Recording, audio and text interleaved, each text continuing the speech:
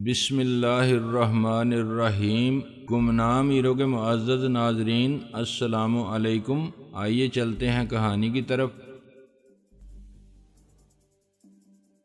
ایک لمحے کے انتظار کے بعد رحیلہ آہستگی سے اس کے سر سہلاتے ہوئے بولی، ہنی ذرا دیکھو تو افضل چودھری آیا ہے۔ ایک بار اسے پوچھ رہی تھی نا۔ تب نہایت آہستگی سے جسم کے اس کھنڈر میں آنکھوں کے دریچے کھلے اور میرے دل پہ لگے ہوئے نئے چرکے کی اذیت کچھ اور بڑھ گئی۔ ان آنکھوں میں کوئی ویرانی سی ویرانی تھی۔ میں ایک بار پھر اس پر جھکا تو اس نے آہستگی سے 2-3 مرتبہ پلکیں جھپکائیں۔ یہ خفیف سی حرکت زندگی کی علامت تھی۔ پھر اس کی آنکھوں میں بھی زندگی کی رمق نظر آئی۔ شاید اب اسے میرا چہرہ صاف نظر آیا تھا۔ اس کے ہونٹوں پر ہلکی سی مسکراہٹ ہوئی۔ اس نے مسکرانے کی کوشش کی تھی۔ اس کے بیڈ کے ایک طرف رحیلہ تھی، میں دوسری طرف بیٹھ گیا۔ اس کا لرزتا ہوا استخوانی سا دوسرا ہاتھ چادر کے نیچے سے باہر رینگ آیا۔ میں نے اسے تھام لیا۔ وہ گویا کسی مردے کا ہاتھ تھا، مگر بعض مردے زندوں سے زیادہ زندگی کی علامت ہوتے ہیں اور بعض زندہ لوگ زندگی پر محض ایک تہمت ہوتے ہیں۔ دیکھنے کی بات یہی ہوتی ہے کہ انسان کس طرح زندہ رہا اور اسے کس راہ میں موت آئی۔ اس کے ہونٹوں سے کچھ اس طرح آواز نکلی جیسے ان خزاں رسیدہ پتوں کے درمیان ہوا سرسرائی ہو جو ٹوٹ کر گرنے کے قریب ہوں۔ افضل، اچھا ہوا میرے مرنے سے پہلے تم آ گئے۔ شاید اسی لیے سانس جسم میں اٹکی ہوئی تھی۔ وہ خاموش ہو گئی۔ اتنا سا بولنا ہی گویا اس کے لیے ایک مشقت تھا۔ اس کی سانسیں کچھ تیز ہوتی محسوس ہوئیں اور اس کے ساتھ ہی اس کے چہرے پر کچھ تکلیف کے سے آثار ابھر آئے۔ رحیلہ جلدی سے بولی، ڈاکٹر یا نرس کو بلاؤ۔ اس نے بیڈ کے پاس لگے ہوئے سرخ بٹن کو طرف ہاتھ بڑھایا۔ ہنی نفی میں سر نہیں ہلا سکی کیونکہ اس کی گردن میں کالر تھا۔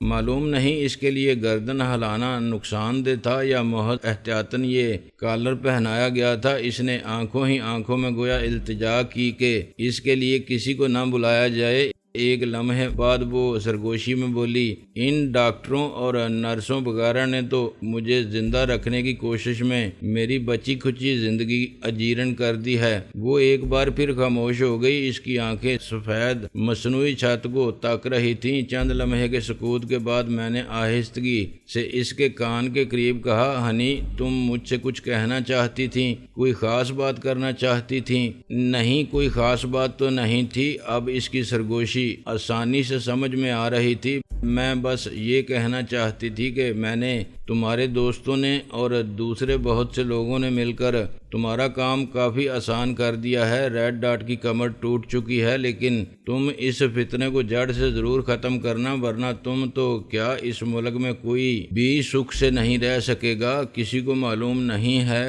کسی کو اندازہ نہیں ہے کہ یہ کیسا خوفناک فتنہ ہے۔ یہ فتنہ میری ماں کو کھا گیا، میرے عدنان کو کھا گیا، مجھے کھا گیا اور نہ جانے کس کس کو کھا گیا۔ ان لوگوں کی صحیح تعداد کسی کو بھی معلوم نہیں جنہیں یہ اژدہا خاموشی سے کھا گیا۔ اس فتنے نے اس ملک کی بنیادوں میں بارود بچھا دیا ہے۔ تمہیں اس بارود کو بھی سمیٹنا ہے اور اس فتنے کا مکمل خاتمہ بھی کرنا ہے۔ تم اب اس حالت میں ان فکروں میں اپنے آپ کو اور اذیت مت دو۔ میں نے اپنی اذیت کو چھپاتے ہوئے اسے اذیت سے بچنے کی تلقین کی۔ تم یہ کام ہم پر چھوڑ دو، تمہیں کچھ سوچنے کی ضرورت نہیں۔ اس حالت میں تمہیں آرام کی تلقین کرنا بڑی مضحکہ خیز سی بات ہے۔ پھر بھی میں یہی کہوں گا کہ تم اپنے ذہن کو کچھ آرام دینے کی کوشش کرو اور اس کا طریقہ یہی ہے کہ تم کچھ مت سوچو۔ میری سمجھ میں نہیں آ رہا تھا کہ میں اسے اور کیا مشورہ دوں، کیا نصیحت کروں، اس کے لیے کیا کروں۔ میرا دل چاہ رہا تھا اسے بازوؤں پر اٹھا کر ہوا میں اڑتا ہوا پلک جھپکتے میں کسی ایسی جگہ لے جاؤں جہاں معجزے رونما ہوتے ہوں، جہاں بیماروں کو شفا ملتی ہو، لبے گور انسانوں کو نئی زندگی ملتی ہو، لیکن اسے ایسی کسی جگہ لے جانا میرے بس میں نہیں تھا۔ اس نے ایک لمحے کے لیے آنکھیں بند کر لیں، پھر گویا بڑی مشکل سے انہیں کھولتے ہوئے بولی، میں نے تو خیر ان سے غداری کی تھی۔ میرا عدنان تو مکمل طور پر ان کا غلام بنا ہوا تھا۔ اسے انہوں نے صرف شکست کی بنا پر میگنیٹرون شعاؤں سے جلا کر ہلاک کر دیا۔ بظاہر اس کا کچھ نہیں بگڑا تھا، وہ اسی طرح جیتا جاگتا دکھائی دے رہا تھا، لیکن در حقیقت وہ کسی جانور کی طرح روسٹ ہو چکا تھا۔ میں عدنان کو نہیں جانتا تھا، لیکن ہنی نے ہی کافی عرصہ پہلے مجھے بتایا تھا کہ وہ اس کی لڑکپن کی محبت تھا۔ وہ بہت لائق الیکٹرانک انجینئر تھا۔ نہ جانے کب اور کس طرح ریڈ ڈاٹ کے ہتھے چڑھ گیا تھا، وہاں وہ ہنی کو بھی نہیں پہچانتا تھا۔ نہ جانے اس پر کیا گزری تھی، لیکن ہنی اس معاملے میں افسانوی سی لڑکی تھی۔ وہ خواہ کیسے ہی ماحول میں رہی تھی اور زندگی میں کیسے ہی نشیب و فراز سے گزری تھی، مگر اس شخص سے اس کا عشق ختم نہیں ہوا تھا۔ ناقابل یقین سی بات تھی کہ زندگی کا بیشتر حصہ طائفانہ ماحول میں گزارنے کے باوجود وہ ایسا افسانوی سا عشق کرنے کی اہل تھی۔ مجھے ان لوگوں پر رشک آتا تھا جن سے کوئی ایسا لازوال عشق کرتا تھا۔ میں نے اس کے سرد استخوانی ہاتھ کو اپنے ہاتھ سے زندگی کی حرارت پہنچانے کی کوشش کرتے ہوئے کہا، ہنی میری دوست، میری محسن، تم اطمینان رکھو، اب ان سے حساب ہوگا اور ہر چیز کا حساب ہوگا۔ مجھے تمہاری زبان سے صرف یہی سننے کے لیے تمہارا انتظار تھا۔ اب میں سکون سے مر سکوں گی۔ اس نے طمانینت بھرے انداز میں آنکھیں بند کر لیں، لیکن اس کی طمانینت گویا راحیلہ کے لیے تشویش کا باعث تھی۔ وہ اس پر جھکتے ہوئے بے تابانہ سرگوشی میں بولی، ہنی ہنی، لیکن ہنی نے نہ تو کوئی جواب دیا اور نہ ہی آنکھیں کھولی۔ راحیلہ اس کی نبض دیکھنے لگی، پھر اس نے شیشے کی دیواروں سے باہر کھڑی نرس کو اشارہ کیا۔ وہ تیزی سے اندر آئی۔ اس نے ہنی کے جسم سے منسلک 2-3 مشینوں کے ڈائلز پر لرزتی سوئیوں کو دیکھا اور جلدی سے اس کے منہ پر آکسیجن کا ماسک لگا دیا۔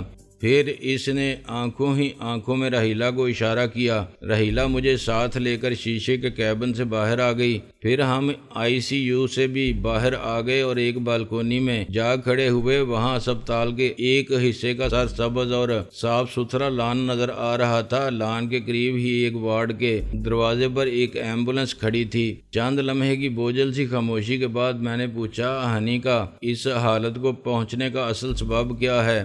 اس کے جسم میں 4 گولیاں پیوست ہوئی تھیں۔ وہ افسردگی سے بولی، 3 تو سرجری کے ذریعے نکال لی گئی، چوتھی اس کی ریڑھ کی ہڈی میں پیوست ہے۔ اس کی پوزیشن ایسی ہے کہ ماہر نیورو سرجن کا خیال ہے اسے چھیڑنے کی صورت میں فوری طور پر ہنی کی موت واقع ہو سکتی ہے۔ اس کی ایک وجہ یہ بھی ہے کہ باقی 3 گولیاں نکالنے کے لیے ہنی کے جو آپریشن ہوئے وہ بھی بہت ہی نازک قسم کے تھے۔ انہوں نے بھی اسے موت کے دانے پر پہنچا دیا ہے۔ گولی کا زہر بھی اس کے جسم میں پھیل رہا ہے۔ کئی مرتبہ اس کا بلڈ ٹرانسفیوژن ہو چکا ہے، اس کے باوجود انفیکشن نہیں رک رہا۔ اس کا ذہن بھی کبھی کبھی بالکل جواب دے جاتا ہے۔ وہ بالکل ہی کوئی بات نہیں کر سکتی یا پھر خواب کے سے عالم میں کچھ بے ربط سی باتیں کرتی ہے۔ اس کے ذہن اور جسم پر جو کچھ گزر چکی ہے، اس کے بعد اس نے جتنی باتیں کر لی ہیں وہ بھی غنیمت ہیں۔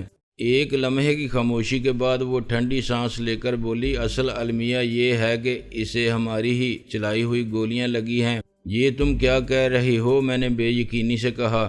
وہ متاسفانہ سے انداز میں اسبات میں سر ہلاتے ہوئے بولی، ریڈ ڈاٹ والوں نے اسے اس کی غداری کی یہ سزا دی کہ جب ہم ان کے زیر زمین ٹھکانے تک پہنچے اور ان کے ساتھ مارا مار کا جاری تھا تو انہوں نے اسے گولیوں کی بارش میں دھکیل دیا، وہ بھی اس عالم میں کہ ہم اسے پہچان نہیں سکتے تھے۔ یہ تو معجزہ ہی ہے کہ گولیوں کی ایسی بچھاڑ میں یہ زندہ بچ گئی۔ تم خواہ اختصار سے ہی صحیح، لیکن مجھے سب کچھ بتاؤ، آخر یہ سب ہوا کس طرح؟ میں نے الجھن سے کہا، یہاں کھڑے کھڑے یہ باتیں نہیں ہو سکتی، آؤ گھر چلتے ہیں۔ وہ بولی، گھر؟ میں نے قدرے حیرت سے کہا، کیا یہاں تمہارا کوئی گھر بھی ہے؟ انسان جہاں بھی کچھ عرصے کے لیے رکتا ہے وہاں رہنے کا کوئی ٹھکانہ تو بنانا ہی پڑتا ہے، وہ انسان کا گھر ہی کہلائے گا۔ میرے خیال میں تو جہاں سر چھپانے کو جگہ مل جائے اسے گھر ہی سمجھنا چاہیے۔ اس نے مجھے پیچھے آنے کا اشارہ کیا اور ICU سے باہر جانے والے راستے کی طرف چل دی۔ تم بھی اچھی خاصی فلسفی ہوتی جا رہی ہو، میں نے اس کے ساتھ چلتے ہوئے کہا۔ ہمارے ہر عمل کی بنیاد کسی نہ کسی فلسفے پر ہوتی ہے۔ اگر زندگی میں سے فلسفے کو بالکل ہی نکال دیا جائے تو یہ ایسی ہی رہ جائے جیسے رس کے بغیر گنا۔ بالکل فوکٹ وہ ٹھہرے لہجے میں بولی اور آہستگی سے سیڑھیاں اترنے لگی۔ میں نے ایک نظر اس کی طرف دیکھا مگر سیاہی میں لپٹی ہوئی ایک گول سی چیز کے سوا میرے سامنے کچھ نہیں تھا۔ کسی ایسے انسان سے بات کرنا ایک عجیب تجربہ ہوتا ہے جو آپ کے سامنے موجود ہو مگر آپ اس کا چہرہ نہ دیکھ سکتے ہوں، صرف آواز آپ تک پہنچ رہی ہو۔ اس وقت تم سے بات کرتے ہوئے مجھے ریڈ ڈاٹ کے باس 1 اور باس 2 یاد آ رہے ہیں، میں نے کہا۔ ان کے کندھوں پر سر کی جگہ بڑا سا ایک سفید انڈا رکھا ہوتا تھا، اس میں سے آواز برآمد ہوتی تھی، کوئی چہرہ کوئی تاثر نہیں نظر آتا تھا۔ فرق صرف یہ ہے کہ تمہارے کندھوں پر سفید کی جگہ سیاہ انڈا رکھا ہوا ہے اور یہ سائز میں اس سے کچھ چھوٹا ہے، نیز اس پر کوئی نمبر درج نہیں ہے اور یہ انڈے کی طرح ہموار نہیں ہے۔ تم نے خوب یاد دلایا، باس 1 کی لاش بھی یہیں موجود ہے۔ اسے خاص طور پر کچھ لوگوں کے معائنے کے لیے اور غیر معینہ عرصے تک محفوظ رکھنے کے لیے یہاں لایا گیا تھا کیونکہ لاہور میں اس مقصد کے لیے زیادہ بہتر سہولتیں موجود نہیں تھیں۔ تم دیکھنا پسند کرو گے؟ ضرور، میں نے بلا تامل کہا۔ وہ سیڑھیاں اتر کر ICU کے بیرونی دروازے سے نکلنے کے بعد بائیں طرف مڑ گئی۔ راستے میں وہ بولی، ہم نے ہنی کی بہت حفاظت کی ہے اور پوری کوشش کی ہے کہ اس کے زندہ بچ جانے کی خبر ریڈ ڈاٹ والوں تک نہ پہنچے۔ اس مقصد کے لیے ہم نے ہنی کی تدفین کا ڈرامہ بھی رچایا، خدا ہمیں معاف کرے۔ اس کے علاوہ ہم نے اخباروں میں چھوٹی سی خبر بھی چھپوائی کہ عالمی شہرت یافتہ ڈانسر پرنسس تہمینہ پراسرار حالات میں انتقال کر گئیں۔ بظاہر یہی معلوم ہوا جیسے وہ خبر لیک آؤٹ ہو کر چھپی ہو۔ شاید ہماری یہ کوشش کامیاب رہی ہو، وہ ہمارے ہاتھوں میں محفوظ رہی اور وقفے سے ہمیں اس سے ریڈ ڈاٹ کے بارے میں بہت سی باتیں معلوم ہوتی رہیں۔ اب اس کا نہ تو یہاں پر آپریشن کا کوئی امکان ہے اور نہ ہی اسے باہر لے جایا جا سکتا ہے۔ میں نے تصدیق چاہی۔ وہ اس بات میں سر ہلاتے ہوئے بولی، تم سن ہی چکے ہو، وہ کسی بھی قسم کی نقل و حرکت کی متحمل نہیں ہو سکتی، خواہ اس میں کتنی ہی احتیاط برتی جائے۔ اب اس کے اسی حالت میں زیادہ سے زیادہ زندہ رہنے کا امکان ہے۔ ہماری کوئی بھی اور کوشش اس کے لیے خطرناک ثابت ہو سکتی ہے۔ اس وقت ہم ایک اور پارکنگ لاٹ سے گزر رہے تھے۔ میں نے غیر ارادی طور پر مٹھیاں بھیجتے ہوئے کہا، بے شک یہ خبر میرے لیے خوشی کا باعث ہے کہ ریڈ ڈاٹ کی کمر ٹوٹ چکی ہے، لیکن اس کے ساتھ جتنی بری خبریں سننے کو ملی ہیں انہوں نے میرے سینے میں آگ سی دہکا دی ہے۔ صفدر مر چکا ہے، سلیمان کا بازو کٹ گیا ہے، تمہارا آدھا چہرہ سیاہ نظر آ رہا ہے، ہانی کی حالت قابل رحم ہے۔ بخدا میرا دل چاہ رہا ہے اس شہر کو آگ لگا دوں، شاید اس طرح میرے دل میں دہکتی ہوئی آگ کچھ ٹھنڈی ہو۔ وہ ایک جھٹکے سے رک گئی اور اس نے تیزی سے گردن گھما کر میری طرف دیکھا۔ یہ کیا احمقانہ بات کی ہے تم نے؟ وہ تیز سی سرگوشی میں بولی، اس میں شہر کا کیا قصور ہے جو اسے آگ لگا دی ہے؟ یہ ویسے بھی شہروں کو آگ لگانے والے تو اس ملک میں بہت پڑے ہیں، ہم تو اس آگ کو بجھانے کی کوشش کر رہے ہیں جو ہمارے ان مہربان شہروں بلکہ ہمارے اس پورے ملک کو لپیٹ میں لینے والی تھی جو ہماری پناہ گاہ ہے۔ اس کی آواز نیچی تھی لیکن وہ ایک استاد کی طرح مجھے ڈانٹ رہی تھی۔ مجھے حیرت ہوئی ہے تمہارے منہ سے یہ الفاظ سن کر، تم نے تو پیشہ ور دہشت گردوں کی سی بات کی ہے، ان پر اپنے اعمال کی بدولت بھی کوئی مصیبت آتی ہے تو وہ شہروں کو آگ لگانے کی باتیں کرنے لگتے ہیں۔ ہم پر تو اگر تھوڑی بہت تباہی آئی بھی ہے تو اپنے اعمال کے باعث نہیں بلکہ ایک نیک مقصد کے لیے آئی ہے۔ ہمارے ساتھیوں سے کہیں زیادہ نفیس صاحب کے آدمی مرے ہیں، اس کے باوجود ہمیں یہ سودا مہنگا محسوس نہیں ہوا کیونکہ ہم ریڈ ڈاٹ کی کمر توڑنا تو درکنار اس کا بال بیکا کرنے کا بھی تصور نہیں کر پا رہے تھے۔ یہ تو بس ایک معجزہ سا ہو گیا۔ پھر وہ آگے قدم بڑھاتے ہوئے قدرے ملائمت سے بولی، ویسے بھی آگ لگانا بہت آسان کام ہے، آگ بجھانا بہت مشکل۔ میں نے کھنکار کر گلا صاف کرتے ہوئے کہا، شاید میں وہ نہیں کہہ پایا جو کہنا چاہ رہا تھا۔ دراصل ایک طویل عرصے سے میں ایک عجیب سی بے بسی کا شکار ہوں۔ میرا دل چاہ رہا ہے کہ میں کچھ کر گزروں، صورتحال فیصلہ کن ہو جائے، ہم اپنے معمولات کی دنیا میں لوٹ جائیں، لیکن میرے وجود میں جو بھی تھوڑی بہت طاقت ہے، میرے دل میں جو لاوا ابل رہا ہے، اسے کوئی صحیح سمت نہیں مل رہی، کوئی راستہ نہیں مل رہا۔ ملے گا، ضرور ملے گا، وہ بڑے تحمل اور وقار سے بولی۔ حالات اپنے منطقی انجام کی طرف جا رہے ہیں، اس جوش، جذبے اور طاقت کو بچا کر رکھو، یہ وحشت کوئی کارنامہ سر انجام دینے میں بڑی کام آتی ہے، بشرطے کہ کسی منفی راستے پر نہ پڑ جائے۔ ویسے بائدہ وے تم میں اتنی بزرگی کہاں سے آ گئی؟ میں نے کہا، تم اگر غور کرو تو شاید تمہیں احساس ہو کہ مجھے لڑکپن سے ہی تمہارے مقابلے میں اپنے جذبات پر زیادہ قابو رہا ہے۔ وہ بدستور پرسکون لہجے میں بولی، میں نے زبان سے تو نہیں کہا، لیکن دل میں سوچنے پر مجبور ہو گیا کہ شاید وہ ٹھیک کہہ رہی تھی۔ اس دوران ہم ایک ایسی مستطیل عمارت کے سامنے پہنچ چکے تھے جس کی بیرونی دیوار سفید ماربل کی تھی، دروازہ شیشے اور ایلومینیم کا تھا۔ اس بلاک کی پیشانی پر کوئی بورڈ وغیرہ نظر نہیں آ رہا تھا اور نہ ہی کچھ لکھا تھا۔ اندر بھی اندھیرا دکھائی دے رہا تھا، لیکن اس کے دروازے پر ایک کے بجائے 2 مسلح محافظ موجود تھے۔ وہ یقیناً راہیلہ کو پہچانتے تھے، مگر انہوں نے اس کے لیے راستہ نہیں چھوڑا۔ راہیلہ نے انہیں وہ کمپیوٹرائزڈ کارڈ دکھایا جس پر اس کی ننھی سی تصویر چسپاں تھی۔ تب ان میں سے ایک نے واکی ٹاکی نکالا اور کسی کو اطلاع دی، میڈم آئی ہیں۔ چند سیکنڈ بعد ہی سفید یونیفارم میں ایک ادھیڑ عمر اور گنجا سا شخص قدرے لنگڑاتا ہوا ایک طرف سے نمودار ہوا۔ اس نے مؤدبانہ انداز میں راہیلہ کو سلام کیا اور ایک خوبصورت نقرئی چابی سے مقفل دروازہ کھولا۔ اندر قدم رکھنے کے بعد مجھے اندازہ ہوا کہ وہ مردہ خانہ تھا۔ یہاں مردے یقیناً ان گنت زندہ لوگوں سے زیادہ صاف ستھرے اور محفوظ ماحول میں رہ رہے تھے۔ گنجے نے لائٹ آن کر دی اور دودھیا سی روشنی ہر طرف پھیل گئی۔ اندر کی فضا میں یک بستگی تھی، میرے جسم میں سرد سی لہر دوڑ گئی۔ ہمارے سامنے ایک دیوار سی کھڑی تھی جس میں لاکرز کی طرح بڑے بڑے خانے نظر آ رہے تھے، ان پر نمبر پڑے ہوئے تھے۔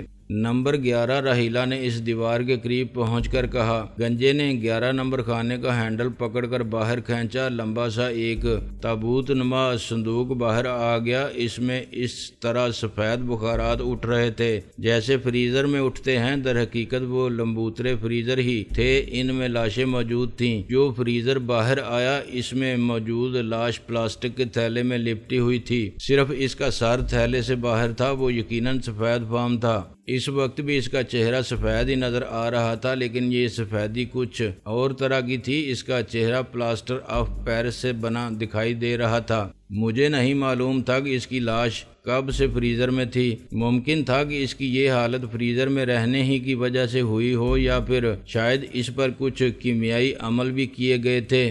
دوسری خاص بات اس کے چہرے میں بس یہی تھی کہ اس کی ناک طوطے کی چونچ کی طرح مڑی ہوئی تھی۔ اس کا منہ گو کہ کھلا ہوا نہیں تھا اور نہ ہی اس سے نکیلے دانت جھانک رہے تھے۔ اس کے باوجود نہ جانے کیوں اس کے چہرے کا تاثر ڈریکولا جیسا تھا۔